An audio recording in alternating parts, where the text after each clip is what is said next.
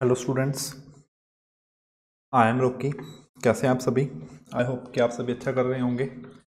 तो आज हम स्टार्ट करने वाले हैं हमारी करंट अफेयर्स की सीरीज़। जैसे कि काफ़ी दिनों से मैं आपको बोल रहा था कि जल्दी ही मैं करंट अफेयर्स पे भी वीडियो सीरीज़ स्टार्ट करूँगा। ठीक है, तो काफ़ी स्टूडेंट्स कह भी रहे थे कि सर करंट अफेयर्स की वीडियोस प्रोवाइड किया कीजिए, तो बच्चों की डिमांड पे तो आज मैं स्टार्ट कर रहा हूँ। तो देखिए, सबसे पहले तो इसके स्केड्यूल का डिस्कशन कर लेते हैं। स्केड्यूल का डिस्कशन देखो, यहाँ पे लिखा है most important 10 questions of daily current affairs. ठीक है, तो स्केड्यूल कैसे होगा? हम आपको सबको पता है कि हम क्या करते हैं, डेली आपको करंट अफेयर की पीडीएफ प्रोवाइड करते हैं। ठीक है जी। मान लो आज 20 अगस्त है, तो कल आपको 19 अगस्त को एक पीडीएफ मिली होगी। 19 को पीडीएफ मिल गई करंट अफेयर्स की। ठीक है, उसके बाद 20 को क्या होता है, नेक्स्ट डे उसी पीडीएफ में से हम क्या कंडक्ट करते हैं, क्विज। अभी तक हमारा ये शेड्यूल चल रहा था, बट अब से क्या करेंगे, क्विज में क्या होता है, 10 क्वेश्चन होते हैं। क्विज में 10 क्वेश्चन होते हैं। अब से क्या करेंगे, इन्हीं 10 क्वेश्चंस की हम क्या करेंगे, आपको यूट्यूब पे वीडियो भी प्रोवाइड करेंगे। ये 10 क्वेश्चन जो मैं बनाता था वो जो सबसे मोस्ट इंपॉर्टेंट क्वेश्चन है एग्जाम पॉइंट ऑफ व्यू से, वो क्वेश्चन बनाता था। ठीक है, अब से क्या करेंगे, इन्हीं 10 क्वेश्चंस की मैं आपके पास क्या लेकर आऊँगा, एक वीडियो भी लेकर आऊँगा। ठीक है, तो हमारा शेड्यूल क्या रहेगा कि इवनिंग तक आपको पीडीएफ मिलेगी, नेक्स्ट डे उसी पे क्विज मिलेगा और यूट्यूब पे वीडियो मिलेगी। और अच्छा, अब एक और बात, अब ये पीडीएफ और क्विज कहाँ पे हो रहे हैं? पीडीएफ और क्विज कहाँ पे हो, जो बच्चे नए हैं जो हमारे साथ नहीं जुड़े हुए, उनके लिए पीडीएफ और क्विज कहाँ पे हो रहे हैं? हमारा जो इलेक्ट्रिक लर्निंग के नाम से टेलीग्राम के ऊपर क्या है, ग्रुप है। टेलीग्राम के ऊपर क्या है, एक ग्रुप है। ठीक है, इलेक्ट्रिक लर्निंग के नाम से टेलीग्राम के ऊपर ग्रुप है, आप उसको सर्च करो, आप उसमें ज्वाइन कर सकते हो। ठीक है, तो ये था हमारा शेड्यूल। चलो ठीक है, ज़्यादा टाइम वेस्ट नहीं करते, आज की वीडियो हम स्टार्ट करते हैं। ठीक है, फर्स्ट क्वेश्चन जो था वो क्या था, the first solar technology summit will be organised by ISA on 8 सितंबर वर्चुअली। अब ये आईएसए क्या चीज़ है? आईएसए क्या चीज़ है? सबसे पहले आईएसए की फुल फॉर्म देख लेते हैं। इंटरनेशनल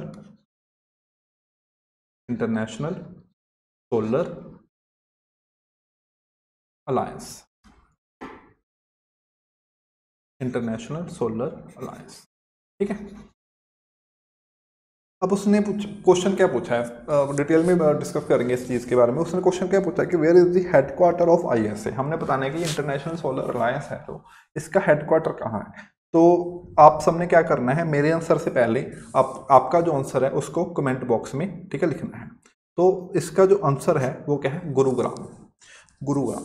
चलिए अब इसके बारे में हम डिटेल में डिस्कस करते हैं। सबसे पहले तो न्यूज़ क्या है कि फर्स्ट सोलर टेक्नोलॉजी समिट है जो 8 सितंबर को कंडक्ट होगी वर्चुअली। ठीक है, जैसे आप हमको पता है कि कोविड का जो टाइम चल रहा है, तो अब जो भी समिट्स हो रही हैं, मीटिंग्स हो रही हैं, वो वर्चुअली हो रही हैं। ठीक है, अब हम देखते हैं कि फर्स्ट सोलर टेक्नोलॉजी समिट क्या चीज़ है।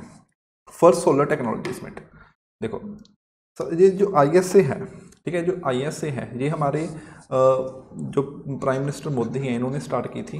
प्राइम मिनिस्टर मोदी ने स्टार्ट की थी। ठीक है, 2014 में जब वो इलेक्ट हुए थे उसके बाद। ठीक है, उसके बाद उन्होंने स्टार्ट किया था। अब ये आईएसए सबसे पहले क्या चीज़ है, और ये टेक्नोलॉजी जो सबमिट हुई है ये क्या चीज़ है, उसके बारे में हम देख लेते हैं अभी। आईएसए क्या है, जो भी Tropic of Cancer and Tropic of Capricorn, इनके बीच में जो कंट्रीज़ हैं उनका एक अलायंस है। अब तक इसमें टोटल 121 कंट्रीज़ हैं जो ऐड हो चुकी हैं। 121 कंट्रीज़ हैं जो ऐड हो चुकी हैं। अब इसका मेन मोटिव क्या था आईएसए का? आईएसए बनाने का मेन मोटिव क्या था, ताकि जो वर्ल्ड की डिपेंडेंस है फॉसिल फ्यूल्स के ऊपर, फॉसिल फ्यूल्स के ऊपर जो डिपेंडेंस है उसको क्या किया जा सके, ख़त्म किया जा सके। ठीक है, हम फॉसिल फ्यूल के पे डिपेंडेंट ख़त्म करें, और जो हमारी एफिशिएंट एनर्जी है उसके ऊपर डिपेंडेंस को इंक्रीज करें। ये हमारा जो मेन मोटिव था आईएसए का था, जो आईएसए सेटअप किया था। ठीक है, तो उसके बाद अब फर्स्ट सोलर टेक्नोलॉजी समिट क्या चीज़ है, इसमें क्या है, जो हमारे साइंटिस्ट हैं, ठीक है, जो भी हमारी कंट्रीज़ की मेंबर कंट्रीज़ हैं उनके जो साइंटिस्ट हैं जो उसके इंजीनियर्स हैं उनकी जो एक समिट है, उनकी जो एक समिट होगी, वो देखेंगे कि किस तरीके से क्या क्या चैलेंजेस हैं हमारे पास, ठीक है, क्या क्या चैलेंजेस हैं कि एनर्जी को अफोर्डेबल कर सकें, वो इस चीज़ के बारे में बैठ के बात करेंगे, ठीक है, इस मीटिंग में। तो ये हमारा फर्स्ट क्वेश्चन था कि जो फर्स्ट, इसमें मेनली देखो बात याद क्या रखनी है, ISA क्या है, ये समिट क्या है, ये चीज़ें तो जस्ट हमको अपनी एक्स्ट्रा नॉलेज, एक्स्ट्रा इन्फॉर्मेशन के लिए थी। इसमें मेनली याद क्या रखना है कि जो समिट है, ठीक है, वो 8 सितंबर को होनी है, ठीक है, फर्स्ट समिट है, फर्स्ट सोलर टेक्नोलॉजी समिट है, और इसका जो ISA का हेडक्वार्टर यहाँ पे मोस्ट इंपॉर्टेंट है वो गुरुग्राम में है, ठीक है। तो नेक्स्ट क्वेश्चन की ओर चलते हैं यहाँ पे, विच स्टेट गवर्नमेंट लॉन्च्ड पढ़ाई त्योहार पारा स्कीम फॉर स्कूल चिल्ड्रन, पढ़ाई त्योहार पारा स्कीम। देखो हमने यहाँ पे बताना है कि किस स्टेट ने ये वाली जो स्कीम है लॉन्च की है, स्कीम का नाम क्या है, पढ़ाई त्योहार पारा, पढ़ाई त्योहार पारा, ठीक है, और बच्चों के लिए है, ठीक है। सबसे पहले तो ये स्कीम टारगेट क्या कर रही है, हम इसको चीज़ को देख लेते हैं कि जो स्टेट के बच्चे हैं, ठीक है, हमको पता है कि कोविड की वजह से जो स्टूडेंट्स हैं वो घर पे बैठे हैं, तो घर पे बैठे बैठे वो किस तरीके से अपनी स्टडी को कंटिन्यू कर सकते हैं, ये उस स्कीम में क्या होगा बताया जाएगा, ठीक है।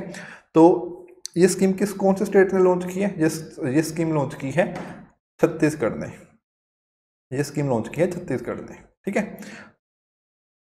और चलो ठीक है, हमको पता लग गया कि स्कीम हमने यहाँ पे याद क्या रखना है कि जो पढ़ाई त्योहार पारा स्कीम है किसने लॉन्च की है, छत्तीसगढ़ ने लॉन्च की है, ठीक है।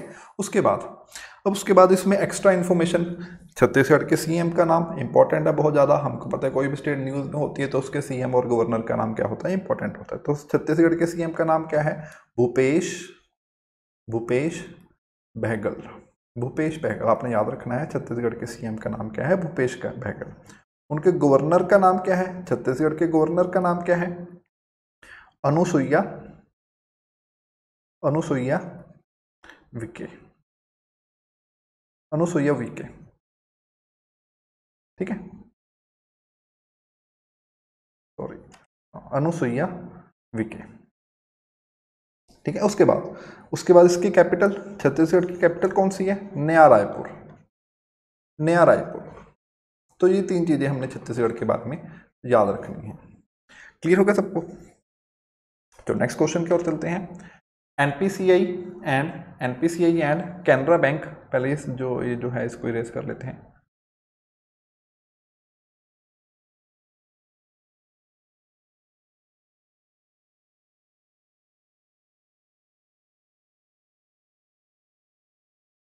हमारे पास जो न्यूज़ है वो क्या है, NPCI and Canara Bank tied up with which state government to set up UPI payment facilities over 15,000 villages.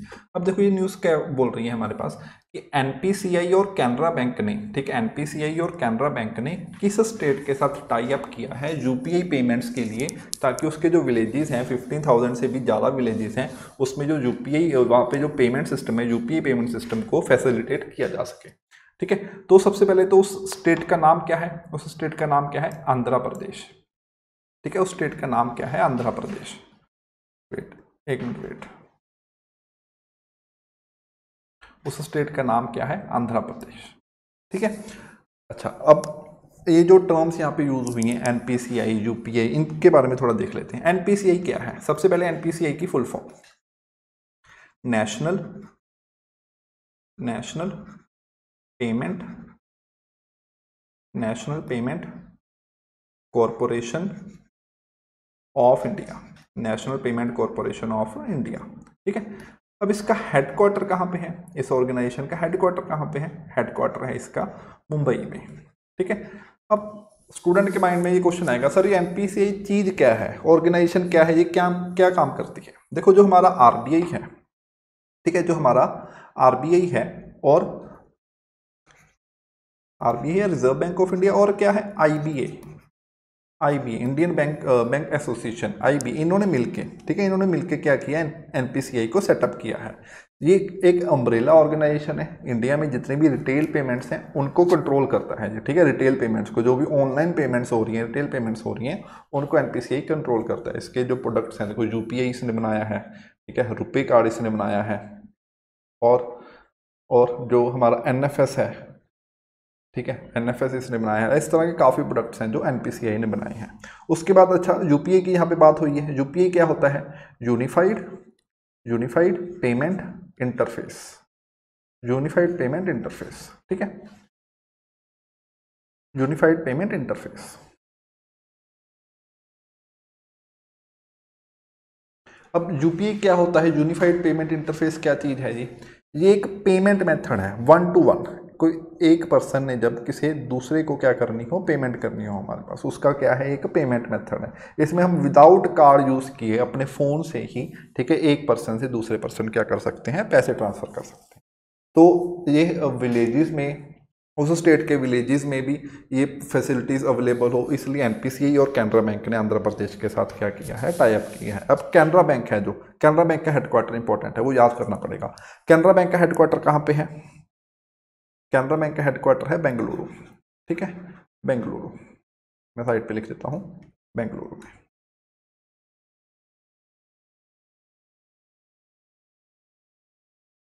Bengaluru. अब देखो याद कैसे रखना है, इसकी एक शॉर्ट ट्रिक देखते हैं हम यहाँ पे। कैनरा बैंक का हेडक्वार्टर बेंगलुरु कैसे याद रखना है? कैनरा बैंक में एक जो उसका जो नाम है कैनरा बैंक, इसमें टोन कहाँ आ रही है, कन्नड़ा की टोन आ रही है, कैनरा, कन्नड़ा, ठीक है। तो जो कैनरा वर्ड है वो कन्नड़ा लैंग्वेज से को बिलोंग करता है। और कन्नड़ा किस स्टेट की है, कन्नड़ा लैंग्वेज किस स्टेट की है, कर्नाटका की, कर्नाटका की। और कर्नाटका की कैपिटल क्या है, बेंगलुरु। कर्नाटका की कैपिटल क्या है, बेंगलुरु। इसलिए हम यहाँ पे याद रखेंगे कि जो कैनरा बैंक का हेडक्वार्टर है वो बेंगलुरु है। इस तरीके से हम इसको याद कर सकते हैं। तो नेक्स्ट क्वेश्चन की ओर चलते हैं।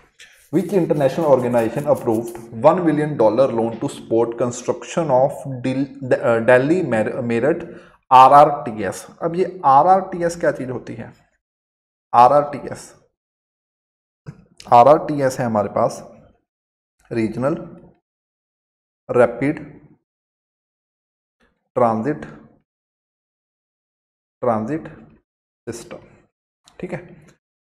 तो इसको सेटअप करने के लिए, ठीक है, इसको सेटअप करने के लिए कौन से रूट पे, दिल्ली से लेके मेरठ तक, ठीक है। तो किसी ऑर्गेनाइजेशन ने, किसी इंटरनेशनल ऑर्गेनाइजेशन ने इंडिया को $1 billion का लोन दिया है, ठीक है। अब वो ऑर्गेनाइजेशन कौन सी है, हमने उसकी बात करनी है, उसका आंसर बताना है। तो वो ऑर्गेनाइजेशन है ADB। ADB, ADB की फुल फॉर्म, ADB की फुल फॉर्म क्या है, Asian development bank, Asian development bank, ठीक है। तो इसकी फुल फॉर्म तो वैसे सबको पता होगी, एशियन डेवलपमेंट बैंक, ठीक है। अब ये लोन क्यों दिया गया है, ताकि इस रूट पे, ठीक है, रेलवे स्टेशन, ठीक है, रेलवे लाइन्स, ये सारा कुछ जो है वो कंस्ट्रक्ट करना होगा। तो उसके लिए वो ADB ने बैंक अपने इंडिया को क्या दिया है, $1 billion का लोन दिया है। तो 1 बिलियन कितना होता है, 1 बिलियन कितना होता है, 100 करोड़, ठीक है, 100 करोड़। हमको पता है कि जो 1 बिलियन है वो कितना होता है, 100 करोड़। अब डॉलर लगा हुआ है साथ में, तो इन जनरल हम क्या करते हैं, इसको 75 से मल्टीप्लाई कर देते हैं, ठीक है, 75 से मल्टीप्लाई कर देते हैं। तो ये कितना बन जाएगा, 7500 करोड़ रुपीस के आसपास की वैल्यू बन जाएगी। ये जस्ट आपकी इन्फॉर्मेशन के लिए है, वैसे इसको याद करने की कोई ज़रूरत नहीं। हमने याद रखना है $1 billion लोन, ठीक है। दिल्ली मेरठ जो हमारा रूट है वहाँ पे RRTS सेटअप करने के लिए किसने दिया है, ADB ने दिया है। अब इसके अलावा हमको यहाँ पे याद क्या करना पड़ेगा, क्या याद करना पड़ेगा, ADB का हेडक्वार्टर, ठीक है, ADB का हेडक्वार्टर। अब ADB का हेडक्वार्टर कहाँ पे है, फिलीपाइंस में। कहाँ पे है, फिलीपाइंस में, फिलीपाइंस, ठीक है, फिलीपाइंस में, ठीक है। यहां तक क्लियर है सबको? चलो नेक्स्ट क्वेश्चन की ओर चलते हैं। अच्छा, इसमें एक बात और याद रखना है आपको कि ये जो लोन है वो ADB दे रहा है, ठीक है। कब तक कंप्लीट करेगा ADB, कब तक कंप्लीट करेगा, मई 2025 तक, मई 2025 तक जो है हमारा ये लोन है जो हमको कंप्लीटली प्रोवाइड कर दिया जाएगा, ठीक है। तो नेक्स्ट क्वेश्चन की ओर चलते हैं। As per report published by ADB ILO dash people में lose job due to covid in India. अब एक रिपोर्ट पब्लिश की है, किस किस ने की है, यहाँ पे देखो लिखा हुआ है ADB एंड ILO ने। ADB अभी भी देखा हमने क्या है, एशियन डेवलपमेंट बैंक। अभी ILO क्या चीज है, ILO क्या चीज है, इसको हम देख लेते हैं। ILO है International Labour Organisation, International Labour Organisation, ठीक है। तो इन दोनों ने मिलकर एक रिपोर्ट जो है हमारे पास पब्लिश की है। वो क्या पब्लिश की है कि कोविड की वजह से, कोरोना की वजह से इंडिया में कितने ऐसे लोग हैं जिनकी जॉब है जो जा सकती है या अब तक जा चुकी है, ठीक है। ऐसे कितने लोग हैं, तो इसका आंसर क्या होगा? इसका आंसर है हमारे पास 6.1 मिलियन। तो ये न्यूज़ हमने ऐसे ही याद रखनी है, 6.1 मिलियन। 6.1 मिलियन हमको पता है कि 1 मिलियन है जो तकरीबन 10 लाख के इक्वल होता है, 10 लाख के इक्वल है। तो 6.1 मिलियन कितना हो गया? तकरीबन 61 लाख। तो इंडिया में 61 लाख लोग ऐसे होंगे जिनकी कोरोना की वजह से जॉब है जो अब क्या है, खतरे में है। ये कौन बोल रहा है? ये बोल रही है ADB और ILO की रिपोर्ट। तो नेक्स्ट क्वेश्चन की ओर चलते हैं। VPN provider Surfshark released A report digital quality of life index 2020, ठीक है। तो VPN क्या होता है? VPN होता है virtual provider of network, virtual provider of network, ठीक है, जो हमको नेटवर्क प्रोवाइड करते हैं, इंटरनेट प्रोवाइड करते हैं। तो एक एक ब्रिटिश कंपनी है सर्फशार्क, इसने एक रिपोर्ट लॉन्च किया। उस रिपोर्ट का नाम क्या है? उस रिपोर्ट का नाम है digital quality of life index 2020। तो इस रिपोर्ट का आपको नाम याद होना चाहिए। ये किसने लॉन्च की है, किसने रिलीज़ की है? सर्फशार्क ने रिलीज़ की है, ये याद होना चाहिए। अब इसके अकॉर्डिंग इंडिया कौन से प्लेस पे है? इसने क्या किया है? टोटल 85 कंट्रीज़ को रैंक किया है, ये भी याद रखना है।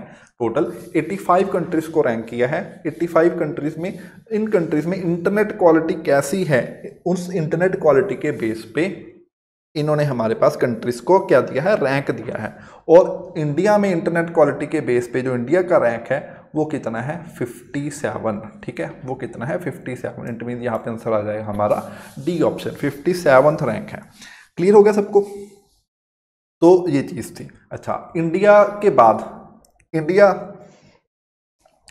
का क्या है? 57th रैंक है, ओके। तो उसके बाद हमने क्या देखना है यहाँ पे? फर्स्ट रैंक किसका है? फर्स्ट रैंक है डेनमार्क का। फर्स्ट रैंक जो स्कोर किया है वो किसने किया है? डेनमार्क ने किया है, ठीक है। डेनमार्क में इट मीन्स क्या है? जो डेनमार्क है वहाँ पे जो इंटरनेट क्वालिटी है वो सबसे अच्छी है। बट इंडिया है जो 85 कंट्रीज में 57th प्लेस पे है, ठीक है। तो यहाँ पे हमने इतना याद रखना। देखो यहाँ पे याद रखने वाली बातें क्या होगी? एक तो ये जो रिपोर्ट रिलीज कर रही है सर्फशार्क, इसका नाम याद रखना है। रिपोर्ट का नाम यहाँ पे याद रखना है हमको, ठीक है। इंडिया का रैंक कौन सा है वो याद रखना है, ठीक है। और टोटल कंट्रीज कितनी थी वो याद रखना है। और फर्स्ट कंट्री क्या है, टॉप किसने की है इस रिपोर्ट को, वो भी हमको यहाँ पे याद रखना होगा, ठीक है। उसके बाद बहुत सिंपल सा क्वेश्चन है, वर्ल्ड फोटोग्राफी डे। यहाँ पे डे लिखना मिस हो गया, ठीक है। यहाँ पे वर्ल्ड फोटोग्राफी डे, यहाँ पे डे लिखना मिस हो गया, आप इसमें डे ऐड कर लेना। World photography day is celebrated on, किस डेट को वर्ल्ड फोटोग्राफी डे है जो सेलिब्रेट किया जाता है हर साल? तो उसका आंसर आएगा 19 अगस्त, ठीक है। तो second, recently which PSP has waived of SMS charges and penalty for non maintenance. अब PSB का मीनिंग यहाँ पे क्या है? यहाँ पे एक वर्ड यूज हुआ है PSB बहुत सिंपल है, पब्लिक सेक्टर बैंक। तो ये पूछ रहा है कि किस पब्लिक सेक्टर बैंक ने SMS चार्जेस, जो हमारे पास SMS आते हैं कई बार क्या है, बैंक उसके चार्जेस लेते हैं, ठीक है, या नॉन मेंटेनेंस, जब हम अपने सेविंग्स अकाउंट में जो मिनिमम बैलेंस होता है उसको मेंटेन नहीं करते तो उसके लिए बैंक हमारे ऊपर क्या लगाता है? पेनल्टी लगाता है। इन दोनों को क्या कर दिया? हटा दिया है। तो ऐसा कौन सा बैंक है, हमने ये बताना है। तो उस बैंक का नाम है SBI। रिसेंटली SBI ने क्या किया है? हमारे SMS चार्जेस और नॉन मेंटेनेंस की पेनल्टी को क्या कर दिया है? वेव ऑफ कर दिया है, ठीक है। अब उसके बाद 4 बैंक्स के यहाँ पे नाम लिखे हुए हैं, PNB, SBI, BOB and bank of India. PNB का हेडक्वार्टर कहाँ पे है? न्यू दिल्ली, याद रखेंगे, न्यू दिल्ली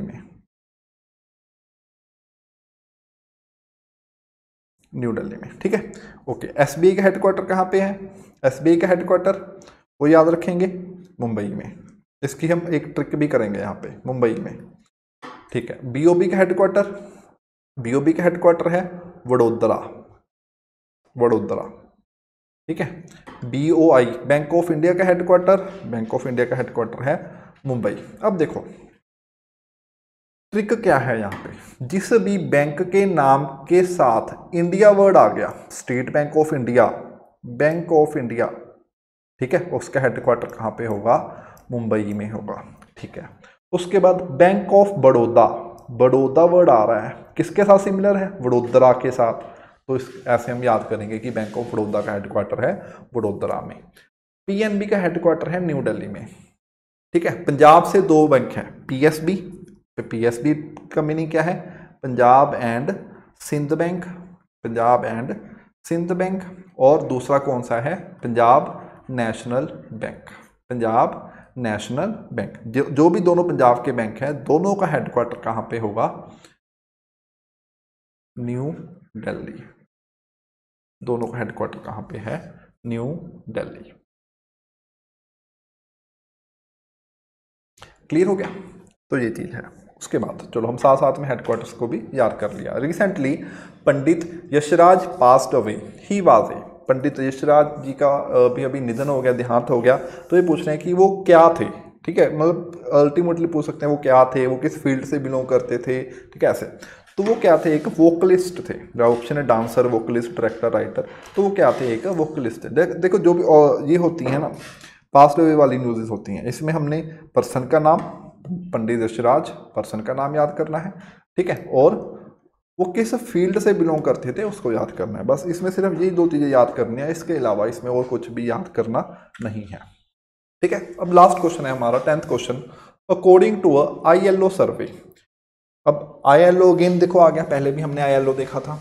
क्या है ILO? पीछे मैंने बता दिया था ऑलरेडी, इंटरनेशनल लेबर ऑर्गेनाइजेशन। इसने एक सर्वे किया है, उस सर्वे का नाम हमको याद होना चाहिए। सर्वे का नाम क्या है? Youth and covid impacts on jobs, education, rights and mental being. ठीक है, कि कोविड-19 का यूथ और कोविड-19 का आपस में क्या रिलेशन है, क्या इसका इम्पैक्ट है जॉब्स पे, एजुकेशन पे, हमारे जो राइट्स हैं, हमारे जो मेंटल हेल्थ है, इसका क्या इफेक्ट पड़ा है। ये जो सर्वे किया है ILO ने किया है। अब इस सर्वे के अकॉर्डिंग क्या देखने को मिला है? बहुत ही जो ये हालात बहुत ज़्यादा गंभीर देखने को मिल रहे हैं यहाँ पे। 1 in 2 youths is subjected to depression.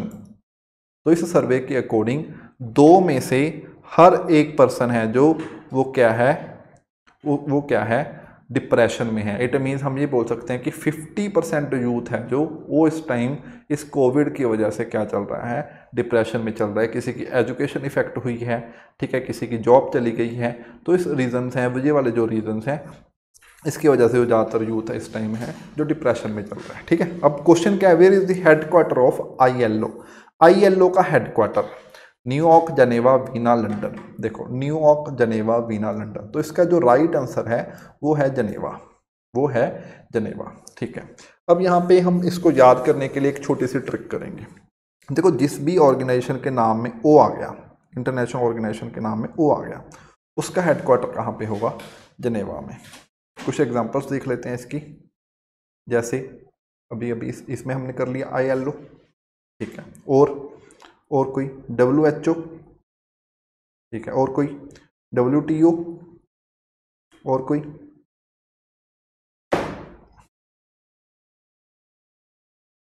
WMO। ठीक है, और कोई WIPO, इनकी फुल फॉर्म्स आप देख लेना एक बार। ठीक है, WIPO। ठीक है, ISO, ठीक है, इंटरनेशनल स्टैंडर्ड ऑर्गेनाइजेशन। ठीक है, तो ये हैं जिनके भी नाम में O आ गया, उसका हेडक्वार्टर हमने याद रखना है, वो कहाँ पे होगा? जनेवा में होगा। तो ये थे आज के क्विज के हमारे 10 क्वेश्चंस। ठीक है, तो हम डेली ऐसे ही करेंगे। आपको PDF मिलेगी, PDF के लिए आप ज्वाइन करो हमारा जो टेलीग्राम ग्रुप है, इलेक्ट्रिक लर्निंग टेलीग्राम ग्रुप, उसको ज्वाइन करो। वहाँ पे PDF मिलेगी, नेक्स्ट डे उसका क्विज होगा, और उसी क्विज के 10 क्वेश्चंस की आपको क्या मिलेंगी? यहाँ हमारे पास वीडियो मिलेगी। देखो हम जो करंट अफेयर में डाटा प्रोवाइड करते हैं ना, मैंने एक वीडियो भी बनाई है, how to read current affairs effectively. ठीक है, हम करंट अफेयर्स को कैसे पढ़ना है, कैसे उनको याद रखना है। ठीक है, वो चीज़ पे मैंने एक वीडियो भी बनाई है, उसका जो लिंक है आपको डिस्क्रिप्शन में मिल जाएगा। ठीक है, तो हम जो यहाँ पे डाटा प्रोवाइड करते हैं वो रेलेवेंट डाटा प्रोवाइड करते हैं, जो एग्जाम पॉइंट ऑफ व्यू से इंपॉर्टेंट है, जैसा क्वेश्चन एग्जाम में बनता है। ठीक है, चाहे वो बैंकिंग के एग्जाम हो, चाहे वो SSC के एग्जाम हो, चाहे वो रेलवे के एग्जाम हो, सबके लिए ये क्वेश्चन जो होते हैं इंपॉर्टेंट होते हैं। तो ये पूरा ध्यान में रखा जाता है कि हर तरह के क्वेश्चन हैं, जो हर तरह के एग्जाम है जो इसमें कवर किए जाए। ठीक है, हर तरह का डाटा कवर किया जाए, न्यूज़ भी कवर हो जाए, स्टैटिक जो डाटा होता है वो भी कवर हो जाए। जैसे आपने देखा आज हमने हेडक्वार्टर को भी कवर किया, ठीक है, आज हमने रिपोर्ट्स को भी कवर किया, आज हमने डेस्क को भी कवर किया। तो ऐसे होता है, जैसे जैसे भी डेली डेली जो भी न्यूज़ होती हैं उनके अकॉर्डिंग हम जो है 10 क्वेश्चंस बनाएंगे और उनको यहाँ पे कवर करेंगे। सिर्फ और सिर्फ रेलेवेंट डाटा ही हम प्रोवाइड करेंगे, एक्स्ट्रा बिना मतलब की कोई इन्फॉर्मेशन हम यहाँ पे आपको प्रोवाइड नहीं करेंगे जिसकी हमको कोई ज़रूरत नहीं है। बिना मतलब के बच्चे उस पर फिर क्या करते हैं, अपना हार्डवर्क करते हैं, अपना टाइम वेस्ट करते हैं वैसे इन्फॉर्मेशन का। ठीक है, चलो आई होप कि आपको ये वीडियो पसंद आई होगी। अगर वीडियो पसंद आई है तो इसको लाइक करो, ज़्यादा से ज़्यादा अपने फ्रेंड्स के साथ शेयर करो ताकि आपके सभी फ्रेंड्स के पास जो रेलेवेंट डाटा है वो पहुंच सके। ठीक है, अब और आगे की वीडियो के लिए हमारे चैनल को सब्सक्राइब करो, उसके साथ जो बेल आइकन लगा है उसको भी प्रेस करो। Okay, thank you, bye bye, take care.